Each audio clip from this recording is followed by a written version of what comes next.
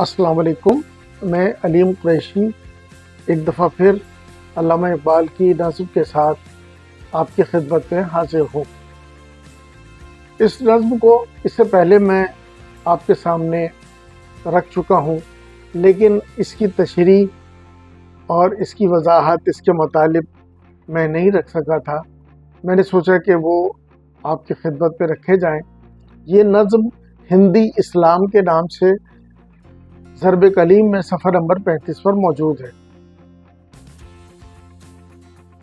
इसमें अल्लामा इकबाल ने, पहले मैं आपके सामने वो नज़्म रख देता हूँ।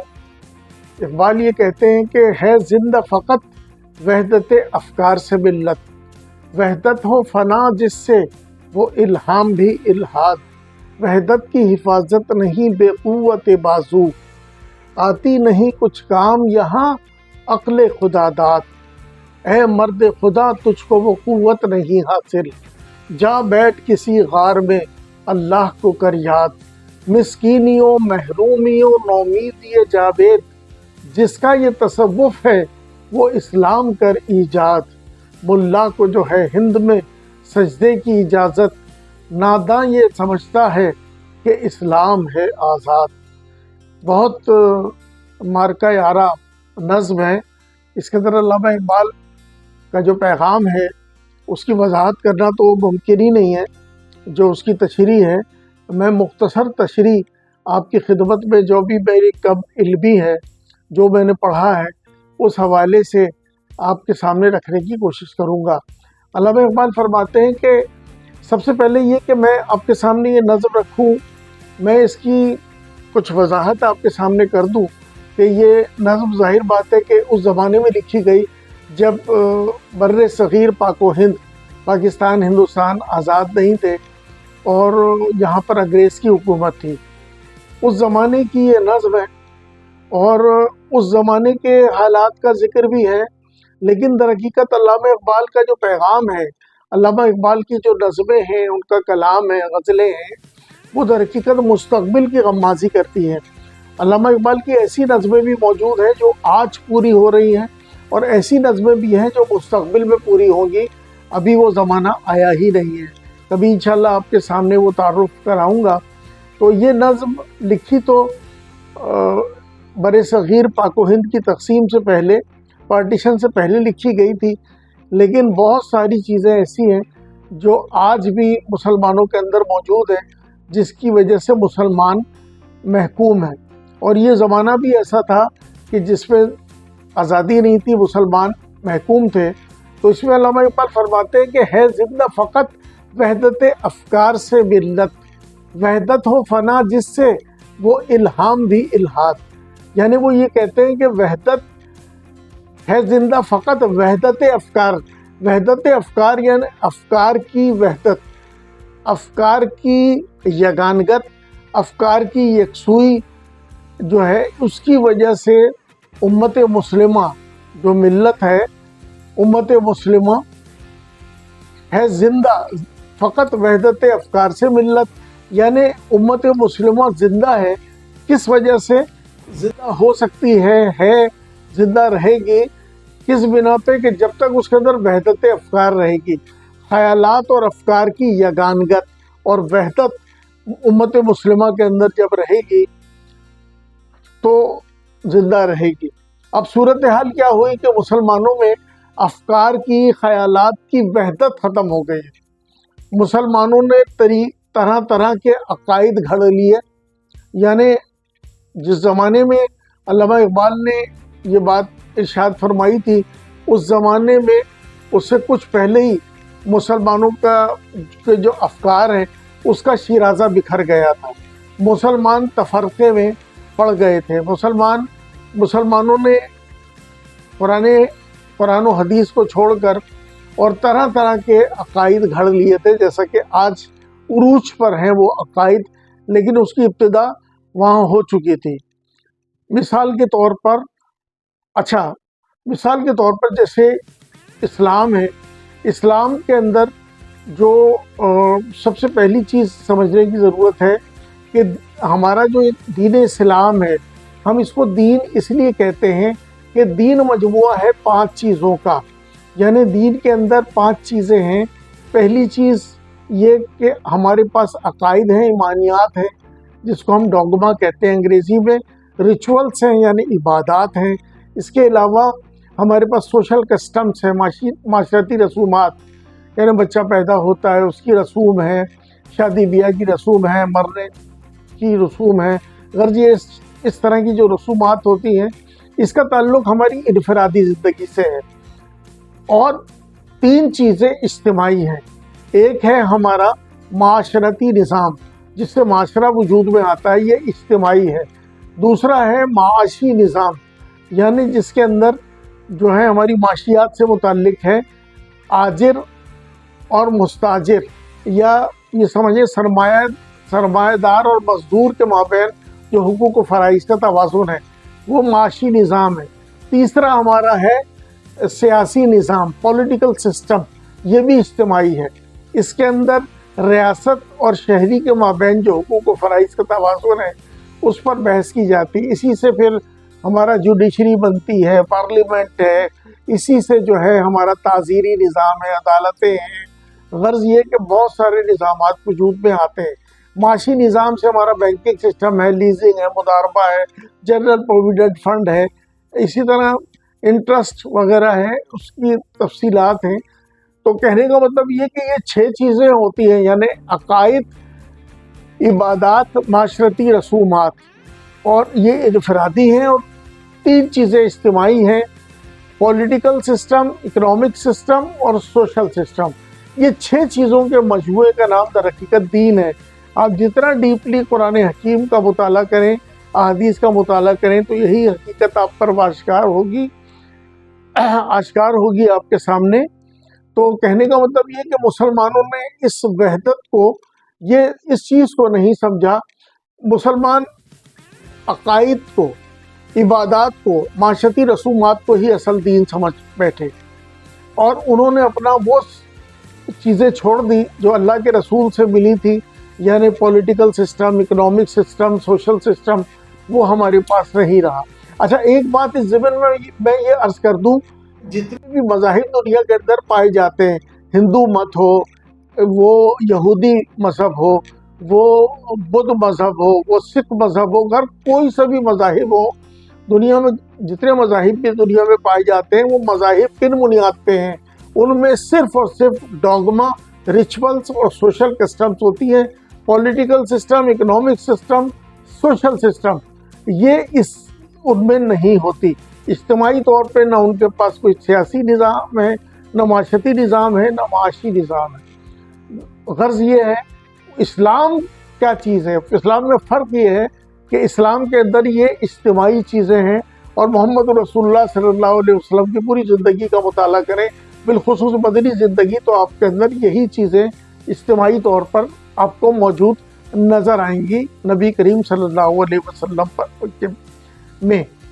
دوسری بات جو یہاں پر میں عرض کرنے کی کوشش کر رہا تھا ابھی آپ کے سامنے، کہ مسلمانوں میں جو ہے تفرقہ پیدا ہو گیا، طرح طرح کے عقائد مسلمانوں نے گھڑ لیے، اور اس کی وجہ سے ان کی وحدت جو ہے پارا پارا ہو گئی، تفرقے جو ہے مسلمانوں میں پیدا ہو گئے، جس کی وجہ سے انہوں نے کفر کی طرف چلے گئے، یعنی کفر کی حد تک پہنچ گئے، یعنی ایسے عقائد مسلمانوں میں پیدا ہو گئے کہ جو در حقیقت کفر کے مترادف ہیں۔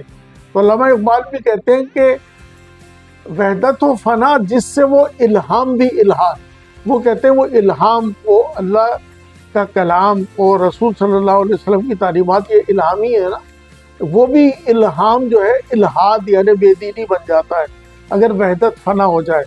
مطلب اتنی زیادہ گہرائی ہے، دریا کو کوزے میں اقبال نے بند کیا ہے۔ میں اس کی وضاحت نہیں کر سکتا۔ اس پہلے شعر کی میں معذرت کے ساتھ کہنا چاہتا ہوں کہ میرے اندر وسعت نہیں ہے، جو باتیں میرے ذہن میں اس وقت آ رہی ہیں میرے خیال سے کئی گھنٹے لگ جائیں گے اور اس نظم کا احاطہ نہیں ہو سکے گا۔ ہم چلتے ہیں دوسرے شعر کی طرف۔ وہ کہتے ہیں کہ وحدت کی حفاظت نہیں بے قوت بازو، آتی نہیں کچھ کام یہاں عقل خدا داد۔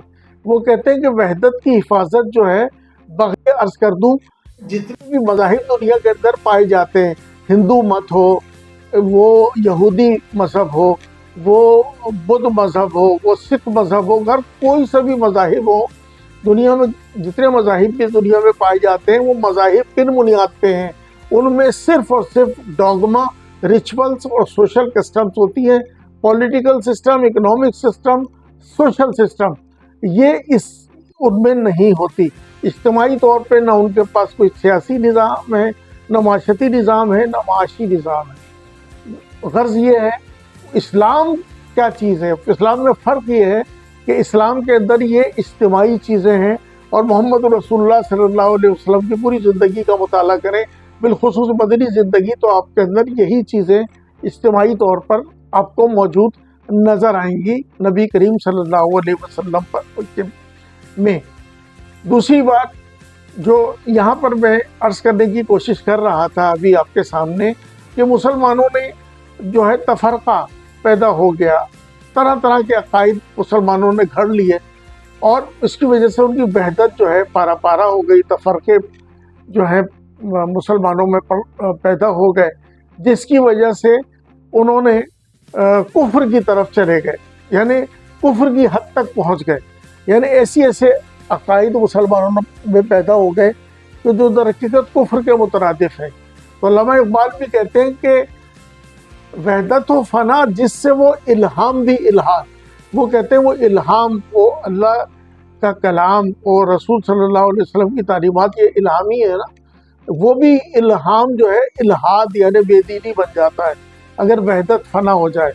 मतलब इतनी ज़्यादा गहराई है, दरिया को कूज़े में इक़बाल ने बंद किया है। मैं इसकी वजाहत नहीं कर सकता। इस पहले शेर की मैं माज़रत के साथ कहना चाहता हूँ कि मेरे अंदर वसअत नहीं है, जो बातें मेरे जहन में इस वक्त आ रही हैं, मेरे ख़्याल से कई घंटे लग जाएंगे और इस नज़्म का अहाता नहीं हो सकेगा। हम चलते हैं दूसरे शेर की तरफ। वो कहते हैं कि वहदत की हिफाजत नहीं बेक़ुव्वत बाजू, आती नहीं कुछ काम यहाँ अक्ल खुदादाद। वो कहते हैं कि वहदत की हिफाजत जो है बग़ैर क़ुव्वत और बाजू के वो मुमकिन नहीं है। अगर वहदत को दोबारा से जमा करना चाहते हो तो वो सियासी निज़ाम, वो माशी निज़ाम, वो माशरती निज़ाम दर हकीकत इस क़ुव्वत और बाजू और जिहाद के ज़रिए से हमें दोबारा से अपनी वो अज़मत रफ्ता को वापस लाना होगा।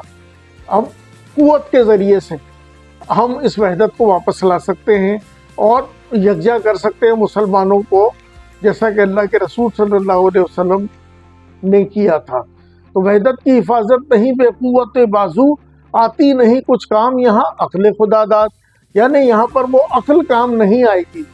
यानी हम ये समझें कि हम अक्ल के ज़रिए से, इज्तिहाद के ज़रिए से हम वहदत को जमा करें, हम मुनाजरा करें।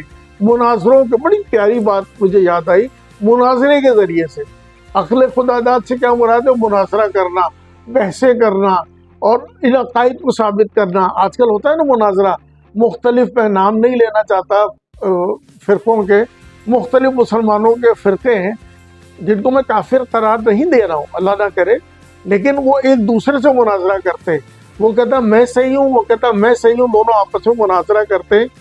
तो वो अक़ल के ज़रिए से, वो अक़ल खुदादाद जो अल्लाह ताला ने उनको अता की है, उसके ज़रिए से इस वहदत को जमा करने की कोशिश करते हैं। वो समझते हैं कि इसके ज़रिए से हम इस वहदत की हिफाजत कर लेंगे, ऐसा मुमकिन नहीं है।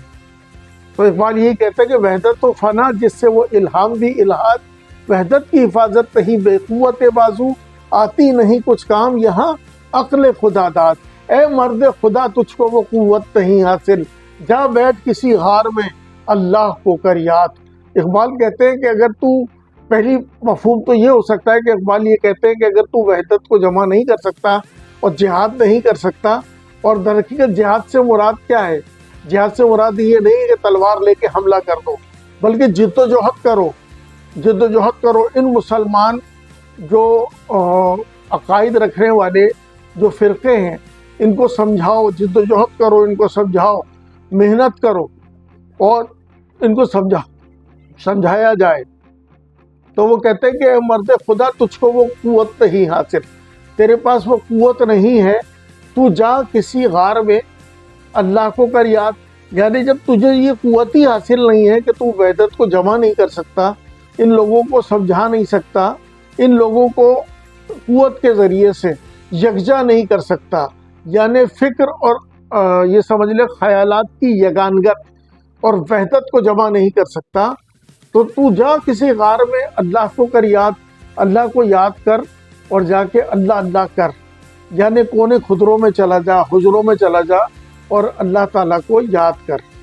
تو یہ در حقیقت مرد مسلمان کو اقبال جو ہے پیغام دے رہے ہیں.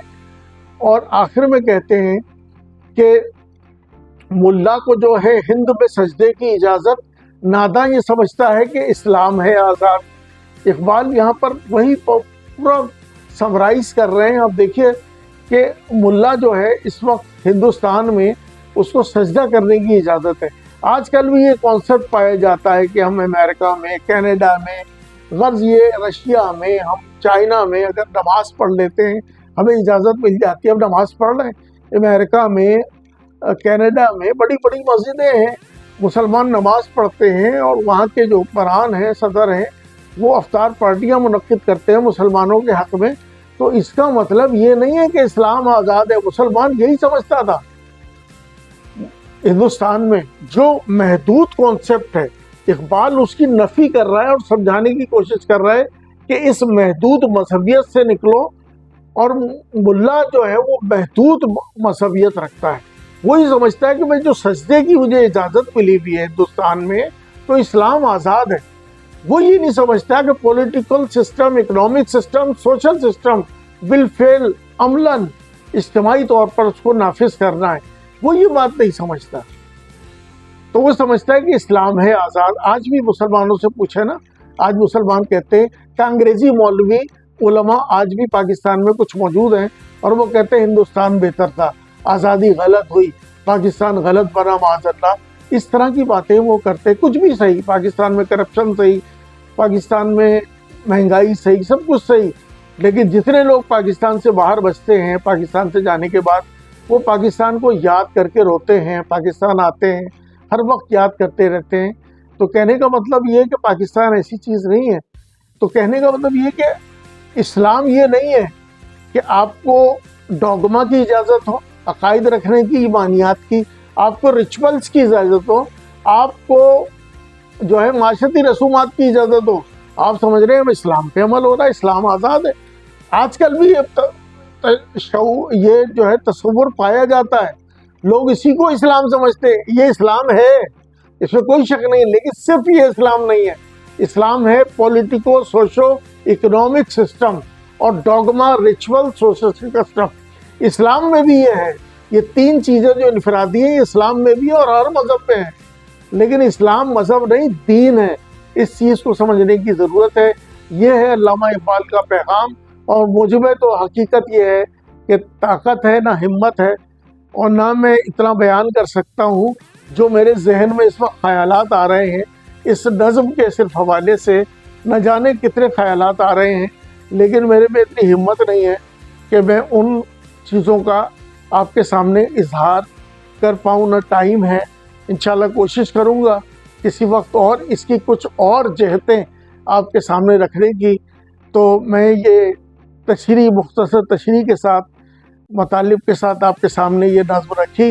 مجھے امید ہے کہ آپ اس کو سمجھیں گے، سنیں گے، تھوڑا سا وقت نکالیں گے.